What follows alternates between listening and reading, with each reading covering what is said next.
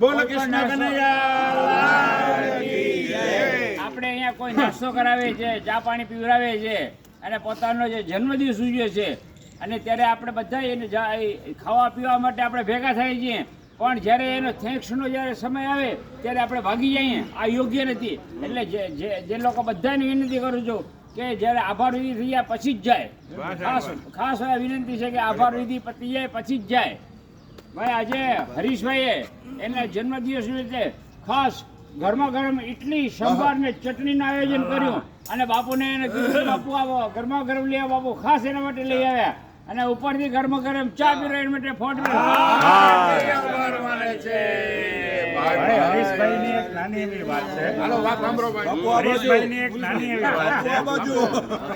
હરીશભાઈ પેલા તો ગામડામાં રહેતા, પછી ભણવા આવ્યા, પછી નોકરીએ મળી ગઈ એટલે બાપાને ચિંતા થાય ને કે વાને કોઈક રોટલા ઘડવા વાળી ગોતી દઈએ, એટલે એક જગ્યાએ જોવા ગયા, બેઠા સરસ રીતે, સામેવાળા જાય એટલે સરસ નાસ્તો આપ્યો, બધું આમ ખૂબ સન્માન કર્યું। પછી મેડમ આવ્યા પાણીના ગ્લાસ લઈને, તો હરીશભાઈનું દિલ ખુશ થઈ ગયું, વાહ વાહ ગયા, બહુ સરસ છે, સંસ્કારી કુટુંબ, એકદમ સરસ મજા રૂપવાળા। એટલે હરીશભાઈ હાલો હા પાડી દો, હા પાડતા હતા ને તો ટેબલ ઉપર ગુજરાત સમાચાર પડ્યું, એટલે હરીશભાઈ ગુજરાત સમાચાર લખ્યું, એમાં લખ્યું છે એમાં માલિની કરતા એક રૂપાળીબાઈનો ફોટો, મારી સાથે લગ્ન કરો ને કરોડપતિ બનો। આપણે તો ગામમાં નહીં, એ ટાઈમે તો કરોડ રૂપિયા એટલે। અને બાપુજીને કે બાપુજી કે આપણે કાલ જવાબ દઈ દો, વાંધો ને કાલ દેશું। એટલે છોકરીવાળાને કીધું બરાબર અમે કાલ જવાબ દેશું। હરીશભાઈ તો ગયા, ઓલું છાપું લઈ લીધું વારે, કોઈ જોઈ નહીં ને એમ।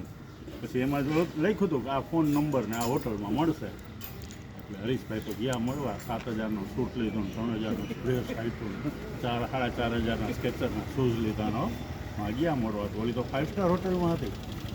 હરીશભાઈ બેઠા કે શું છે? હરીશભાઈ કે મારે તમારી જાહેરાત છે તો કરોડપતિ, હા કે મારે લગ્ન કરોડપતિ બની જશો, પણ કે મારી એક શરત છે, શું કે તમારી પાસે 10 કરોડ હોવા જોઈએ। બાપાને એવા ફોન કરજો, યાદ કરજો। બોલો દ્વારિકાધીશ કી જય, વિસર્જન।